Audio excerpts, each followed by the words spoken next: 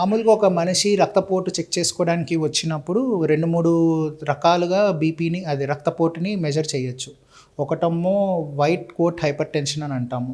ఆ ఒక్క వ్యక్తి రక్తపోటు కోసం అనేసి ఎప్పుడైతే ఒక హెల్త్ ఫెసిలిటీకి వెళ్తాడో, అక్కడ ఉన్న డాక్టర్‌ని చూడటము, లేకపోతే నర్స్‌ని చూడటము, అంటే వాళ్ళ బీపీ చెక్ చేయడానికి ఏదైతే ప్రొసీజర్ చేయటము చేస్తారో, ఆ ఇబ్బందితోటి, ఆ యాంగ్జైటీతోటి బీపీ అనేది పెరుగుతుంది. సో వీళ్ళకేంటి అనంటే హాస్పిటల్‌కొచ్చినప్పుడు, క్లినిక్‌కొచ్చినప్పుడు బీపీ అనేది ఎక్కువుంటుంది. కానీ వాళ్ళు ఇంటి దగ్గర కానీ, లేకపోతే హాస్పిటల్ బయటికెళ్ళి వేరే దగ్గర కానీ, ఇంకెక్కడైనా చెక్ చేసుకుంటే గనుక బీపీ నార్మల్‌గా ఉంటుంది.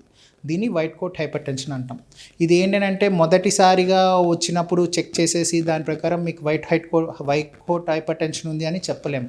సో దాదాపు ఒక 2, 3 రోజులు డైలీ విధంగా హాస్పిటల్‌కి వస్తా ఉంటే ఫస్ట్ డే వచ్చిన రీడింగ్, థర్డ్ డే వచ్చిన రీడింగ్ దాని ప్రకారంగా ఈ పర్సన్‌కి వైట్ కోట్ హైపర్‌టెన్షన్ ఏమైనా ఉందా అని అనేసి చెప్పగలం అనమాట. దాదాపు ఇంకొక రీజన్ ఎందుకు బీపీ అనేది పెరుగుతుంది అని అంటే సెడెంటరీ యాక్టివిటీ తక్కువ ఉన్నప్పుడు కూడా ఇట్లాంటి ఇబ్బందులు అయితే వస్తుంది. బీపీ చెక్ చేసేటప్పుడు వైట్ కోట్ హైపర్‌టెన్షన్ అనేది చాలా ముఖ్యం. ఎందుకనంటే చాలా వరకు అది చెక్ చేయము అండ్ ఆల్సో దానికి ఆపరేషనల్ గైడ్లైన్స్ అని ఉంటాయి. అది సరిగా పట్టించుకోకపోవటం వల్ల చాలా వరకు చాలామందికి మిస్ అవుతూ ఉంటున్నారు. వైట్ కోట్ హైపర్‌టెన్షన్‌కి ఆపోజిట్ మాస్క్డ్ హైపర్‌టెన్షన్ అని ఉంటుంది.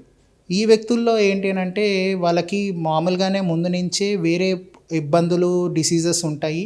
అంటే కైండ్ ఆఫ్ ఎగ్జాంపుల్‌గా చెప్పాలి అంటే లివర్ ప్రాబ్లమ్ ఉండొచ్చు, కిడ్నీ ప్రాబ్లమ్ ఉండొచ్చు, దాని తర్వాత డయాబెటీస్ ఉండొచ్చు, ఇవన్నీ ఉండొచ్చు. బీపీ ఒకటి కాకుండా మిగతా ఇబ్బందులన్నీ ఉంటాయి.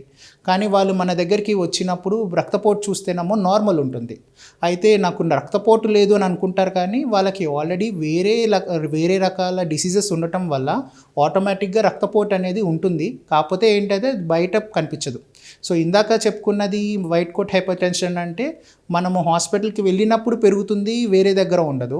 ఈ మాస్క్డ్ హైపర్‌టెన్షన్ ఏంటి అనంటే మన ఇంటి దగ్గర ఎక్కువ ఉంటుంది, కానీ హాస్పిటల్‌కి వెళ్తే కనుక ఉండదు. సో ఈ 2 గమనించుకుంటూ ఉండాలి. సో దీన్ని అరికట్టాలి అని అంటే ఇప్పుడు మనం ఒక పర్సన్‌ని మీకు వైట్ కోట్ హైపర్‌టెన్షన్ ఉంది అని చెప్పాలి, లేదు అని అంటే ఒక పర్సన్‌కి మీకు మాస్క్డ్ హైపర్‌టెన్షన్ ఉంది అని చెప్పాలి అని అంటే దాదాపు రిపీటెడ్‌గా టెస్టింగ్ అనేది చేయించాలి. అంటే బ్లడ్ ప్రెషర్ చెక్ చేసుకుంటూ ఉండాలి. ఎట్ ద సేమ్ టైం వాళ్ళ దగ్గర నుంచి హిస్టరీ ఎంతో అంత వేరే రకాల ఇబ్బందులు, వ్యాధులు ఏమైనా ఉన్నాయా అని అనేసి రిపీటెడ్‌గా వాళ్ళని క్వెషన్స్ అడిగి హిస్టరీ తీసుకొని దాని ప్రకారమే సాధ్యం అనమాట.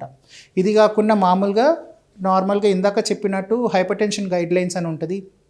Pre hypertension or high normal hypertension అంటాము. దాని తర్వాత stage 1 hypertension, stage 2 hypertension, stage 3 hypertension అంటాము. దాదాపు పెద్ద ఏజ్ వాళ్ళు అంటే 60 సంవత్సరాలు పైబడి ఉన్న వాళ్ళకి హాస్పిటల్‌కి రావటం అంటే వాళ్ళకి బీపీ అనేది ఉందో లేదో తెలియదు. లేకపోతే ఉంటే కనుక ఒకటో రెండో మందులు వేసుకోవటం వల్ల తగ్గటము, మెయింటైన్ అవ్వటము ఇవన్నీ జరుగుతూ ఉంటాయి. వాళ్ళు హాస్పిటల్‌కి రావటం ఏంటంటే వెరీ హై బ్లడ్ ప్రెషర్ లాగా వస్తారు. కళ్ళు తిరిగిపోయి కింద పడిపోవటము, గిడ్డినెస్ తోటి వస్తారు. లేకపోతే చూపు సరిగా లేదు, చూపు కనిపించట్లేదు అని వస్తూ ఉంటారు.